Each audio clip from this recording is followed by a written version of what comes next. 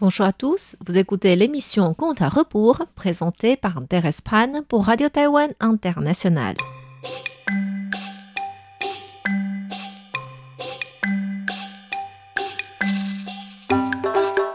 La semaine dernière, nous avons vu que Qigong se rendit chez Zhao Fengming pour soigner les yeux de sa tante.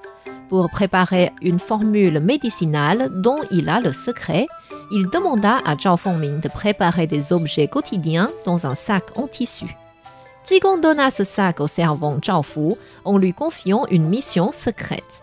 Lui-même alla capturer un homme s'appelant Tang Er et le tira devant le gouverneur-juge pour porter plainte. Qigong accusa Tang Er d'avoir tué son ami et s'être accaparé leur sac, alors que Tang Er insistait que le sac était à lui et que c'était Qigong qui le lui avait volé. Sans trouver de meilleure idée, le gouverneur accepta la proposition de Qigong qui dit « Je vais vous faire une liste de ce qu'il y a dans ce sac. Si je me trompe, j'accepte une sentence pour fausse accusation. Mais si j'ai raison et qu'il n'arrive pas à vous dire le contenu de ce sac, cela prouve qu'il a volé mon sac. » Qigong fit ainsi une liste pour le gouverneur, marquant 2 bandes de tissu rouge, 2 bandes de tissu blanc, un foulard jaune, un ensemble d'habits, une paire de chaussures, 37 morceaux d'argent équivalent à 8 kilos, 2 fois 100 pièces de monnaie attachées ensemble.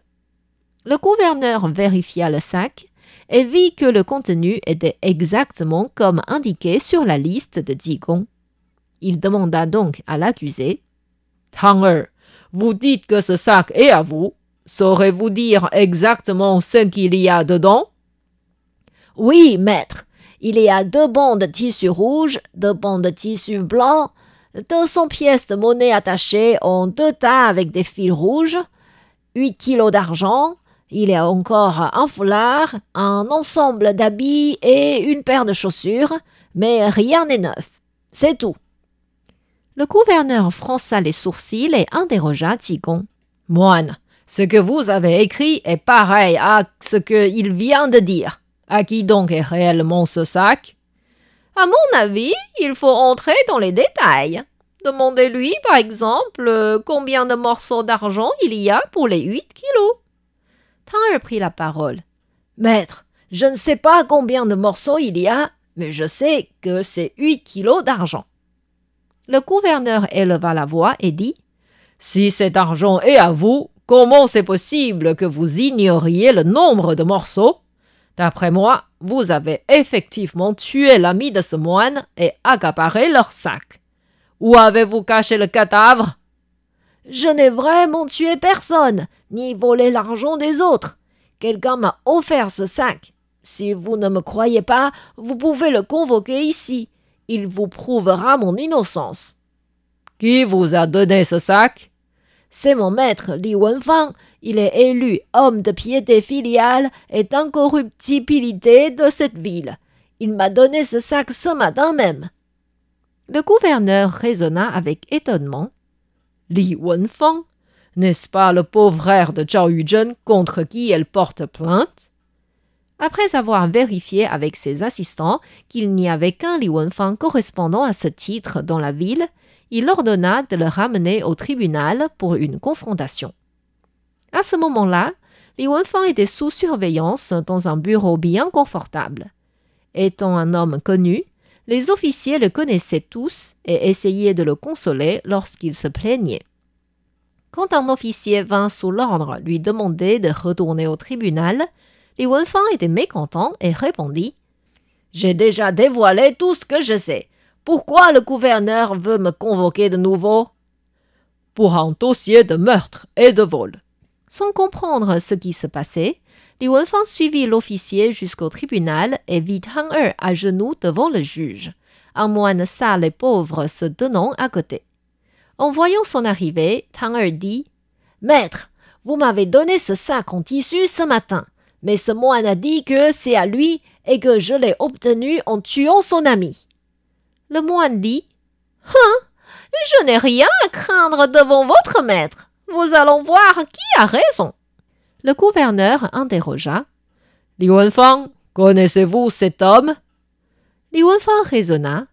Cette affaire n'est pas facile à régler.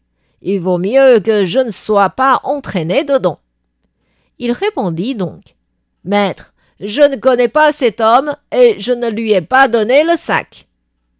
Farouche, le gouverneur dit à Tang Er. Quel menteur! Allez, exercez la torture sur lui pour voir s'il accepte de dire la vérité. Terrifié par les appareils de torture, Tang Er protesta rapidement. S'il vous plaît, maître, j'ai encore quelque chose à vous dire. C'est un secret entre mon maître et moi. Racontez-le honnêtement. Je suis arrivé dans la famille Li quand j'étais encore un enfant, et je rendais service à Li Wenyuan, le deuxième fils de cette famille.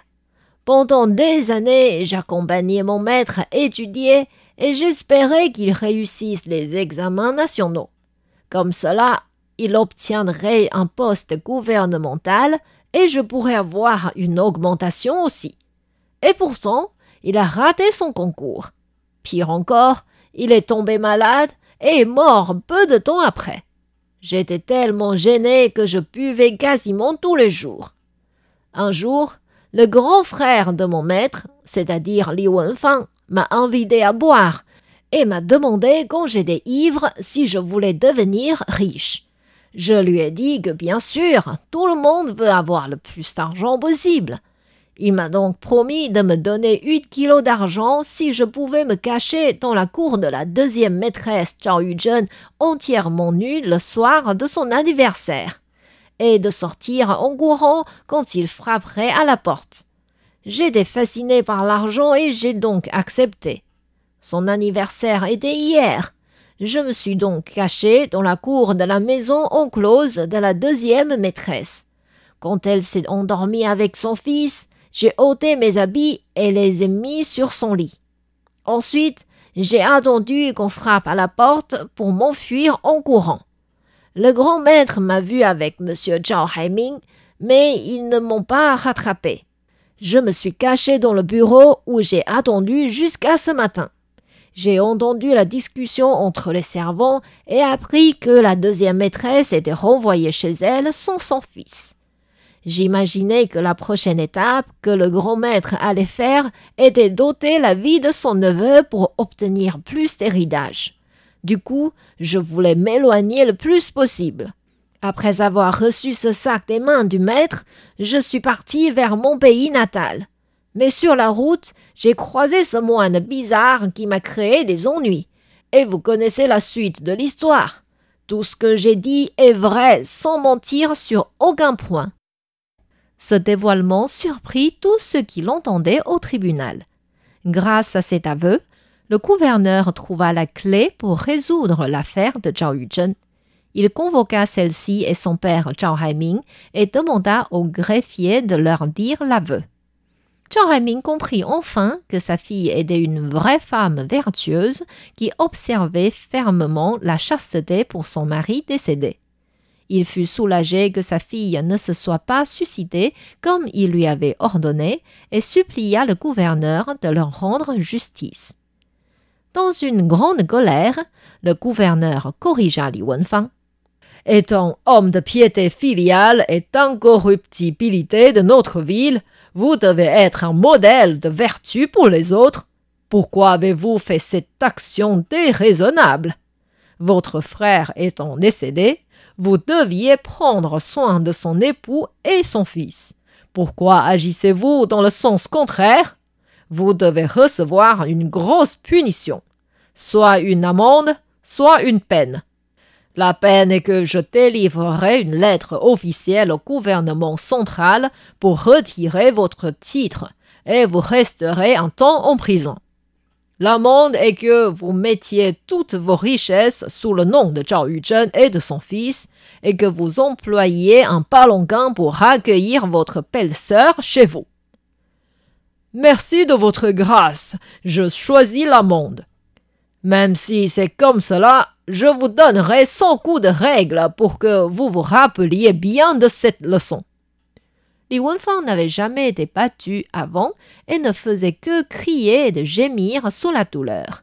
Ensuite, le gouverneur dit à Zhao Haiming, Sans vérifier ce qui s'est passé réellement, vous avez osé demander à votre fille de se suicider. Vous aurez aussi soit une peine de 200 coups de bâton, soit une amende de 3000 pièces d'argent. L'argent n'est pas pour moi, mais pour construire un sanctuaire de femmes vertueuses pour votre fille. Ceci est plutôt une grâce pour nous. J'accepte même d'en donner 6000.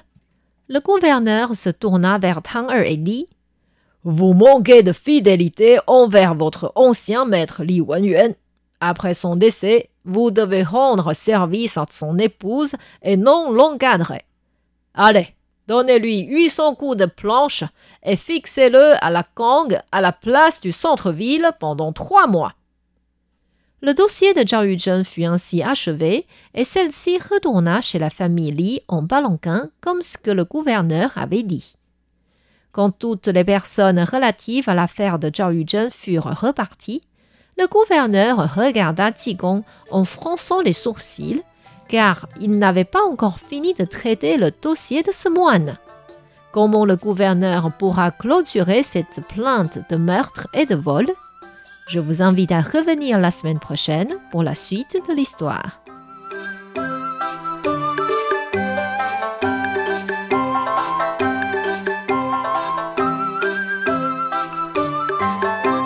C'était Conte à rebours présenté par Thérèse Pan sur les ondes de RTI.